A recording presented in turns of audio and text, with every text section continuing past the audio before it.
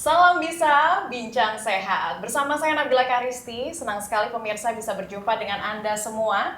Di episode kali ini kita akan membahas mengenai dampak penggunaan gadget terhadap anak-anak nih.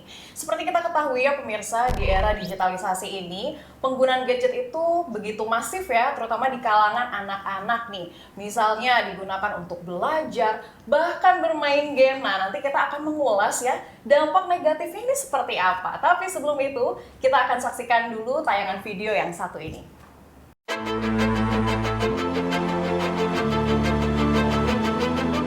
Saat ini, kita kerap melihat anak-anak usia dini menggunakan gadget.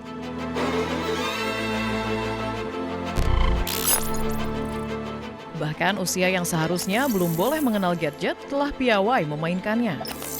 Gadget sering digunakan oleh orang tua sebagai sarana hiburan. Sayangnya, penggunaan tersebut sering melebihi durasi penggunaan sesuai usia. Tahukah Anda, penggunaan gadget secara berlebihan pada usia dini ternyata dapat menimbulkan dampak negatif dan mempengaruhi tumbuh kembang anak. Di balik manfaatnya, penggunaan gadget pada usia dini harus diwaspadai.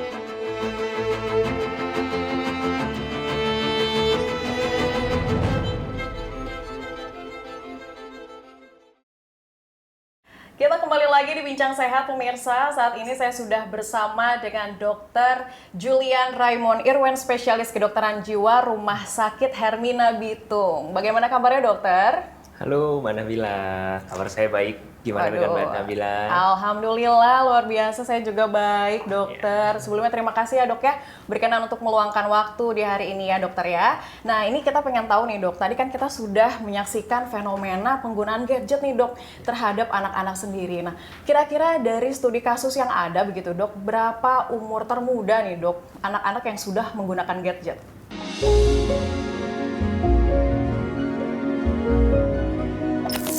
Oke, jadi kalau kita bicara mengenai umur paling muda anak menggunakan gadget, mungkin sampai dengan 1 tahun itu sudah ada yang mulai menggunakan gadget. 1 tahun? Waduh. Nah biasanya begini, anak-anak itu kan penggunaan gadgetnya pasti diawali dari orang tuanya. Nah seringkali orang tua itu mencari jalan yang singkat. Sehingga ketika anaknya misalnya rewel atau orang tua harus melakukan aktivitas yang lain, akhirnya orang tua dengan mudahnya memberikan gadget supaya anaknya jadi tenang, Jadi anaknya diam gitu seperti ya. itu. Nah itu apa sih sebetulnya yang membuat anak-anak zaman sekarang ini begitu kecanduan begitu ya dok ya dengan gadget itu sendiri? Apa sebetulnya yang membuat mereka nyaman? Oke, jadi kalau kita lihat gadget ya, seperti yang kita gunakan sehari-hari juga ya, kalau kita lihat HP, itu kan stimulusnya sangat tinggi. Berwarna-warni, suaranya menarik, ya. Tentunya anak itu jadi terbiasa untuk mendapatkan stimulasi yang tinggi, dan dengan gadget itu mereka dengan mudahnya mendapatkan kesenangan-kesenangan. Jadi memang faktornya dari kesenangan yang apa ya, sarana hiburan begitu ya dok ya yang terdapat di gadget sendiri sehingga anak-anak akhirnya mungkin kecanduan begitu ya dok ya. Betul. Nah itu kira-kira perlu diwaspadai nggak sih dok? Seperti apa nih bentuk waspadanya nih? Ya, tentu harus diwaspadai ya, karena penggunaan gadget apalagi yang berlebihan itu terbukti memiliki banyak dampak negatifnya.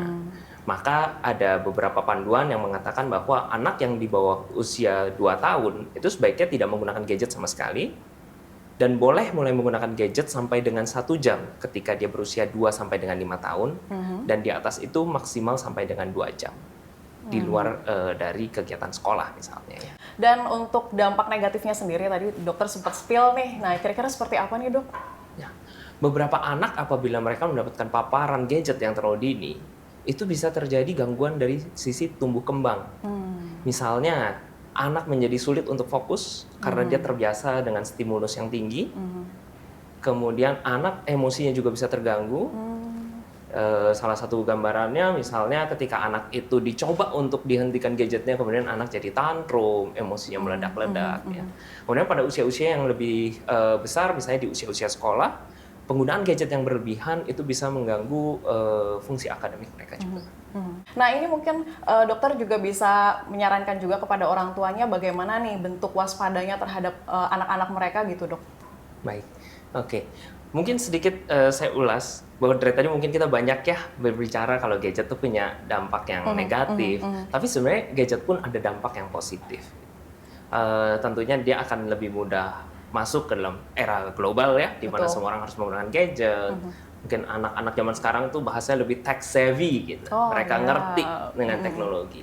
Maka yang perlu diwaspadai atau yang perlu untuk diperhatikan Diperhatikan, adalah bagaimana orang tua itu bisa menggunakan gadget secara positif. Yang penting adalah anak itu harus didampingi sehingga penggunaan gadgetnya tadi itu dampaknya positif gitu ya.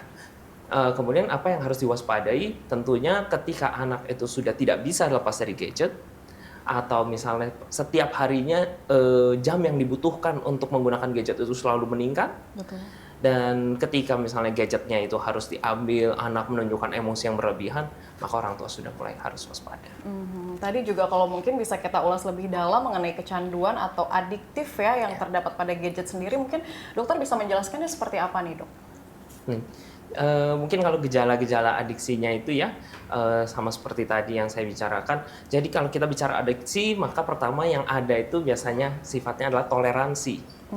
Toleransi itu pada gadget misalnya yang biasanya hanya dengan 1 jam saja sudah cukup, maka nanti 1 jam udah nggak cukup nih, butuh 2 jam, 3 jam. Bahkan sampai ada anak-anak yang dia rela untuk tidak tidur demi untuk main gadget. Waduh, itu bahaya banget ya, bisa Ya. mengganggu kebiasaan tidur anak. Aduh. Betul. Kemudian yang kedua, adanya gejala-gejala withdrawal sebutannya ya. Jadi ketika anak itu diminta untuk menghentikan gadget atau misalnya diambil gadgetnya, kemudian muncul emosi yang sangat tidak nyaman, nanti bisa bentuknya tantrum, marah-marah, atau bahkan bisa cemas sampai depresi. Kemudian yang ketiga yang kita bisa lihat juga adalah adanya kesulitan untuk berhenti. Kesulitan untuk berhenti. Iya, jadi ada anak-anak yang dia sudah sadar bahwa dia menggunakan gadgetnya itu secara berlebihan, tapi dia tidak mampu untuk menghentikan kebiasaan itu. Dan yang keempat adalah adanya gangguan di fungsi keseharian dia akibat penggunaan gadget yang terlalu berlebihan. Gangguan seperti apa dalam fungsi keseharian yang dimaksud, Dok? Nah, kalau pada anak-anak tentunya kita lihat di fungsi dia bersosialisasi. Misalnya akhirnya dia malah tidak mau keluar dengan teman-temannya. Dia memilih untuk di kamar terus, hanya main di internet gitu ya. Kemudian tentu kalau anak-anak kita bicara juga fungsi akademiknya. Misalnya yang biasanya dia bisa mengikuti sekolah dengan baik tapi terus merosot gitu prestasinya. Dan juga secara fisik. Misalnya nanti muncul gangguan tidur atau misalnya sampai dengan gangguan makan dan lain sebagainya. Artinya memang peran keluarga ini sangat amat penting ya, Dok ya, dalam arti bagaimana bisa mengarahkan anaknya supaya bijak menggunakan gadget itu sendiri ya, Dok ya, karena dampak negatifnya seperti tadi yang sudah dokter sampaikan. Mungkin nanti kita akan ngobrol lagi ya, Dok ya, kita tahan dulu sebentar.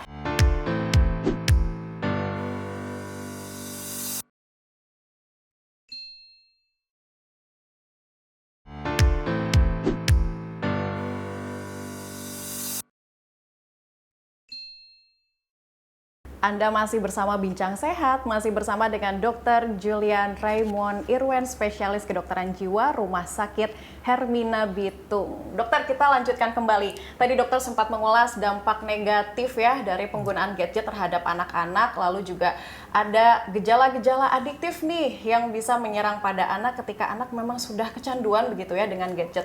Ini mungkin boleh dijelaskan, Dok, dari segi usia sendiri, kira-kira gejala-gejala seperti apa mungkin yang bisa dikenali para orang tua, karena untuk usia-usia di bawah 5 tahun ya, Dok ya, ini kan cukup sulit untuk kita kenali karena mereka mungkin secara berbicara masih belum fasih begitu. Nah, ini seperti apa nih, Dok?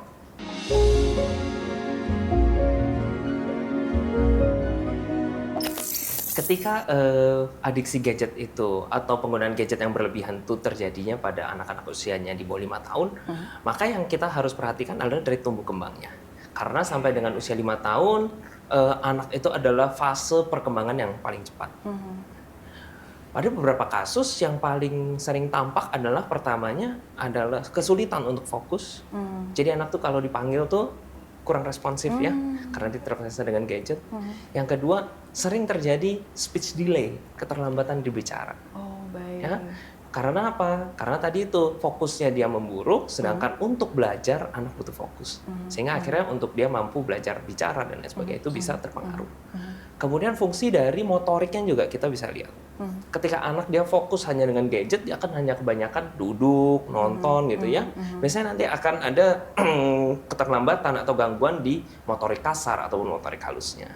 Kemudian tentunya pada anak-anak yang lebih kecil, kita bisa melihat banyaknya emosional tantrum. Jadi anak itu bisa mengeluarkan emosinya secara berlebihan karena penggunaan gadget yang berlebihan. Dan itu harus diwaspadai ya dok ya.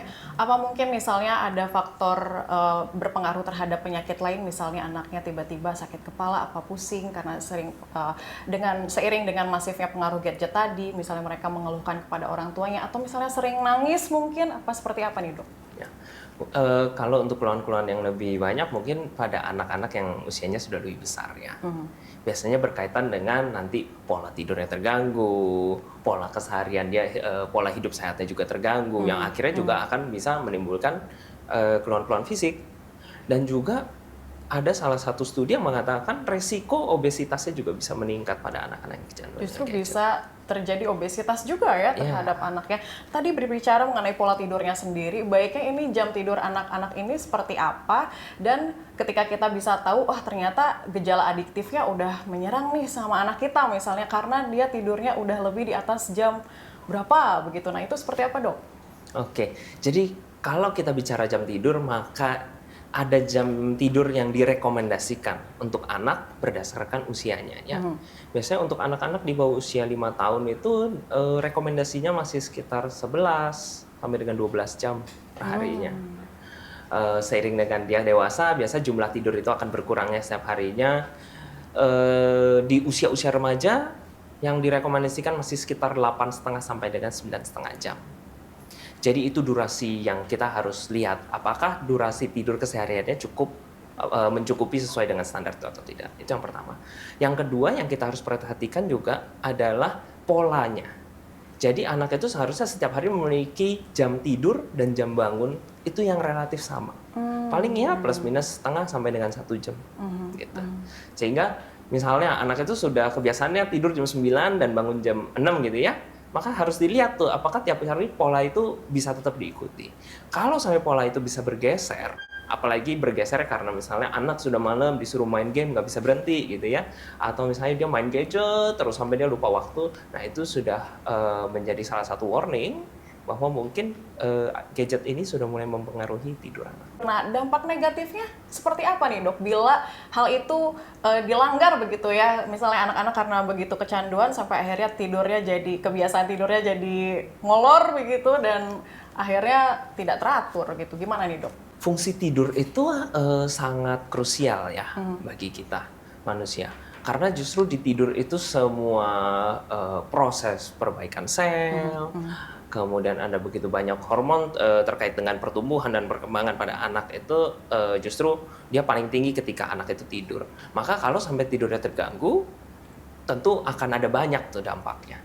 Baik itu secara perkembangan, fisik, mental, emosional, semua bisa terganggu. Bahkan fokus dan juga terkait dengan performa sekolah juga bisa terganggu. Gitu. Karena kalau misalnya anak itu malamnya tidak tidur dengan baik, kan nanti ketika dia sekolah dia jadi gampang ngantuk, di kelas nggak bisa fokus, dan tentu kita tahulah dampaknya nanti akan kemana-mana seperti itu. Dan untuk khusus mengenai tumbuh kembang sendiri, mungkin tadi di awal kan dokter sudah sempat spill nih ya untuk tumbuh kembang anak sendiri pastinya akan sedikit terhambat ya ketika sudah kecanduan dari gadget ini sendiri. Nah mungkin boleh dijelaskan lagi dok, ini pengaruh yang sangat signifikan dan mungkin vital ya dok ya pada tumbuh kembang anak ini seperti apa nih dok? Anak itu kan adalah kita bilangnya masa-masa emas ya, pertumbuhan dan perkembangan ya. Jadi kalau misalnya dia terpapar gadget terlalu banyak sampai tadi itu mengganggu pola-pola hidup dia yang relatif sehat, maka bisa mengganggu dari sisi pertumbuhan dan perkembangan. Kemudian sisi sosialnya pun bisa terganggu gitu. Karena harusnya kan anak-anak itu banyak bermain dengan anak-anak seumurannya, lebih banyak melakukan aktivitas-aktivitas fisik ya. Tapi kalau saya dia main hanya di gadget, itu banyak anak yang kemudian dia jadi bingung tuh ketika harus bersosialisasi secara offline gitu ya, ketika harus ketemu orang langsung, terus dia jadi bingung karena selama ini yang dia pelajari sosialisasi itu hanya melalui gadget dan online seperti itu. Dan itu juga mungkin apakah berpengaruh juga terhadap kesehatan mental anak mungkin dok? Ya, tentunya iya ya. Ketika anak itu misalnya dia tidak berani untuk bersosialisasi, takut untuk ketemu orang lain, itu akan berdampak negatif terhadap kesehatan mentalnya. Selain itu pada anak-anak yang dia dengan sampai di level kecanduan gadget, maka ada risiko gangguan emosi seperti depresi dan juga gangguan kecemasan yang lebih tinggi. Dan ini dok, gejala yang mungkin ditunjukkan terhadap kesehatan mental nih, khusus untuk kesehatan mental, gejala-gejalanya ini seperti apa nih dok? Oke, gejala-gejalanya kalau terkait kesehatan mental tadi itu ya, mood anak jadinya dia jelek. Ya kalau nggak dapet gadget marah, atau dia jadi cenderung mengurung diri gitu. Dia nggak mau keluar, karena dia benar-benar sehari-hari hanya di kamar aja itu ya.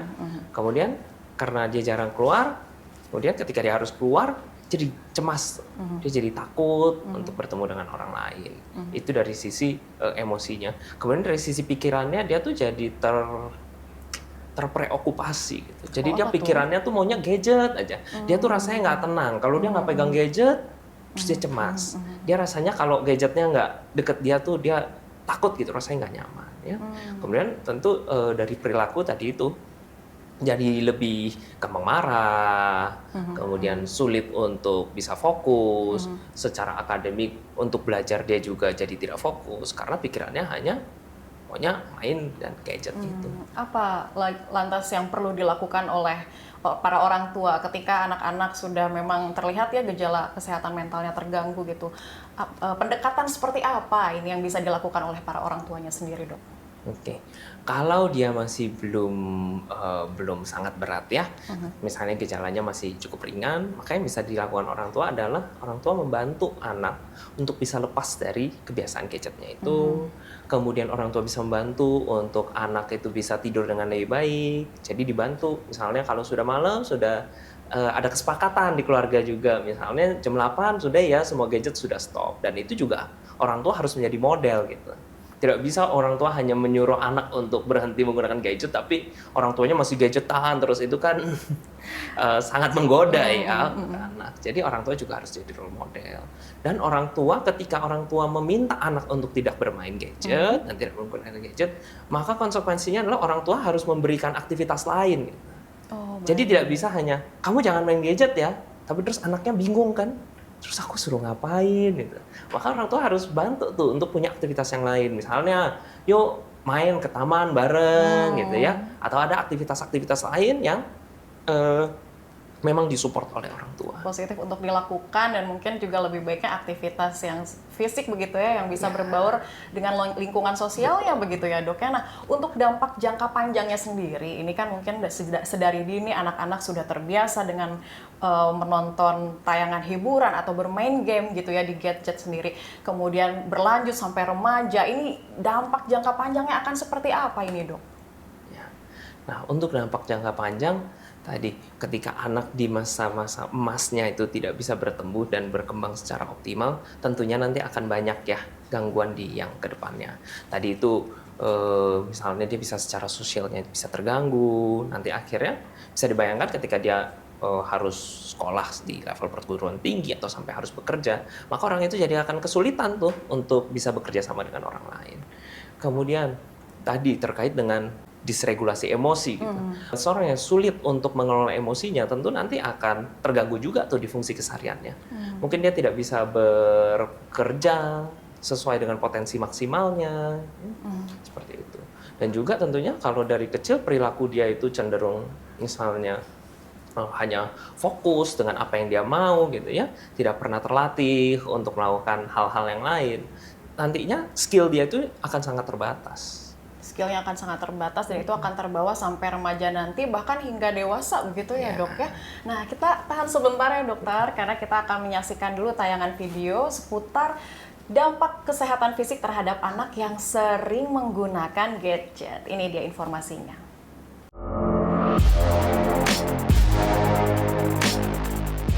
Penggunaan gadget berlebihan pada usia dini ternyata dapat menimbulkan dampak bagi kesehatan fisik. Anak-anak yang terlalu lama di depan layar gadget dapat mengalami terutama masalah penglihatan dan gangguan perkembangan otak. Selain itu, karena selama menggunakan gadget biasanya anak-anak menghabiskan waktu lama dalam posisi duduk atau tiduran, maka anak-anak cenderung mengalami obesitas dan gangguan postur tubuh. Tentunya, masalah kesehatan fisik ini menimbulkan dampak jangka panjang bagi anak-anak yang harus dicegah sedini mungkin dengan mengatur waktu pengelolaan gadget.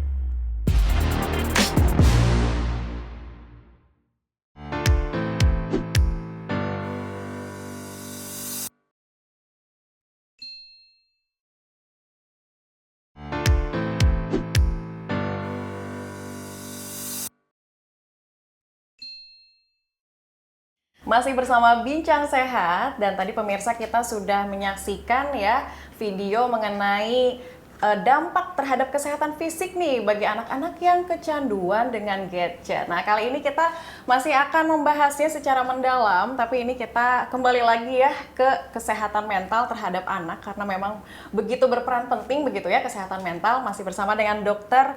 Julian Raymond Irwen, spesialis kedokteran jiwa Rumah Sakit Hermina Bitung. Dokter, kita lanjutkan kembali. Nah, tadi saya yang penasaran nih, Dok.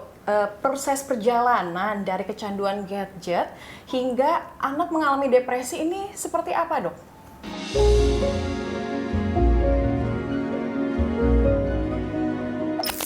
Jadi proses dari kecanduan gadget sampai munculnya gejala-gejala permasalahan mental gitu ya. Itu kalau kita bilang apakah ada jangka yang pasti, itu sebenarnya nggak ada. Karena setiap anak itu sangat individual. Tapi biasanya semakin awal dia terpapar, maka risiko untuk terjadinya gangguan mental itu akan semakin tinggi. Tapi rata-rata kita mulai melihat ada gangguan mental tuh mulai di usia ya mungkin sekitar 7 tahun. 7 tahun atau ya. Dan memang lebih dominannya di usia-usia remaja ya, sekitar di 12 tahun biasanya itu yang mulai timbul sebagai gangguan depresi dan lain sebagainya. Nah, bahayanya apa nih, Dok, bila yang tadi mungkin sudah terkena kesehatan mentalnya terganggu begitu ya, Dok ya, sampai akhirnya telah ditangani, ini bahayanya seperti apa ini, Dok? Sama dengan kebanyakan penyakit ya. Ketika sebuah penyakit atau gangguan itu ditangani lebih telat dengan severitas atau keparahan yang derajatnya lebih tinggi, tentu penanganannya jadi lebih kompleks gitu. Karena ketika seorang anak sudah mengalami gejala-gejala adiksi yang berat, maka untuk kita memulihkannya lagi itu akhirnya akan butuh proses dan waktu yang lebih panjang. Lebih panjang, berarti seperti apa durasinya, kira-kira lama waktunya bagaimana nih, Dok, supaya bisa kembali normal begitu ya? Untuk lama waktunya juga cukup individual antara satu anak dengan anak yang lain ya. Tapi tentunya ketika seorang anak itu mengalami gejala gangguan yang sangat berat, maka pertama dia kehilangan momennya, ya. Yang harusnya mungkin di usia-usia remaja dia bisa itu saatnya dia lagi bisa belajar banyak belajar hal baru, ketemu main sama temen, tapi dia malah kehilangan momen itu gitu. Sehingga akan banyak sekali kehilangan kesempatan dari anak itu, dan tentunya nanti ke depannya akan dampaknya jadi berkepanjangan, mungkin sampai dengan dia usia dewasa. Sampai usia dewasa. Lantas penanganannya mungkin seperti apa nih, Dok? Supaya bisa kembali sehat begitu ya, dan yang pasti orang tua juga nggak sampai telat nih begitu kan? Ketika kita bicara kesehatan mental, maka saya selalu bicara bahwa pendekatannya itu harus holistik ya. Baik secara biologis, secara psikologis, secara sosial, kultural, dan juga secara spiritual.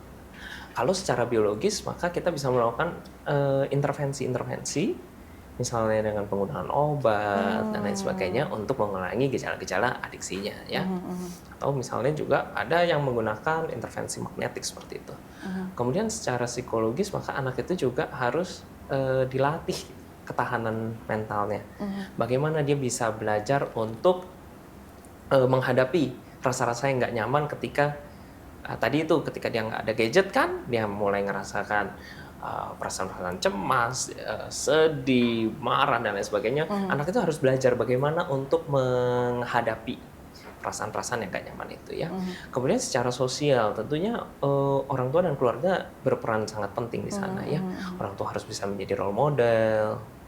Kemudian kita juga harus secara spiritual. Jadi anak-anak itu harus dibantu lah dengan orang tuanya ya, untuk kembali dia bisa memiliki pandangan-pandangan yang lebih baik seperti itu. Baik, untuk pertolongan pertamanya sendiri dok, ketika anak sudah mengalami kecanduan dan akhirnya terserang mentalnya begitu ya, apakah mungkin disarankan untuk berkunjung ke psikiater atau mungkin dokter spesialis kedokteran jiwa begitu ya dok ya, atau seperti apa nih? Ya, ketika muncul gejala-gejala yang sudah sulit ya untuk ditangani oleh keluarga, maka saya sarankan untuk bisa ke psikolog atau ke psikiater. Pertama tentunya untuk dilakukan evaluasi dan assessment ya, untuk dinilai seberapa jauh hal itu sudah mengganggu, apa gejala-gejala yang timbul, dan seberapa gejala-gejala tersebut menciptakan distress dan disability ya bahasa kita. Jadi seberapa itu akhirnya membuat si anak sangat tidak nyaman sampai dengan mengganggu kesehariannya. Itu yang harus diakses pertama.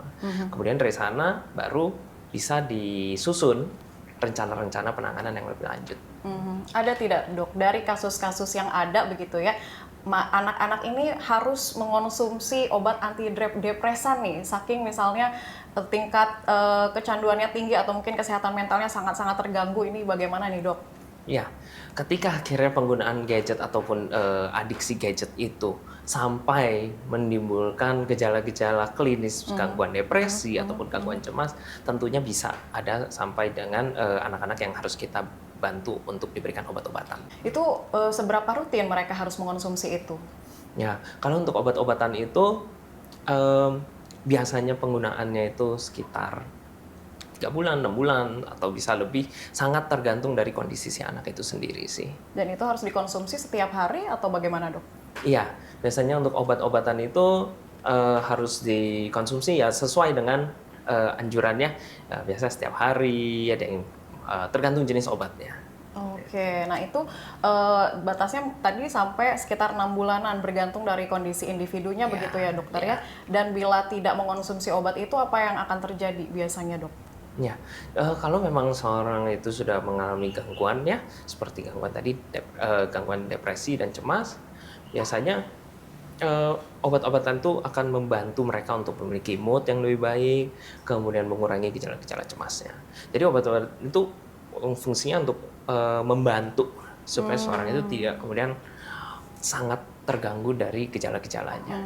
Itu akan berpengaruh tidak terhadap kesehatan otaknya mungkin dok? Karena misalnya kan yang namanya penggunaan obat gitu berbahan kimia mungkin bisa jadi berpengaruh terhadap kesehatan lainnya. Ini seperti apa nih dok?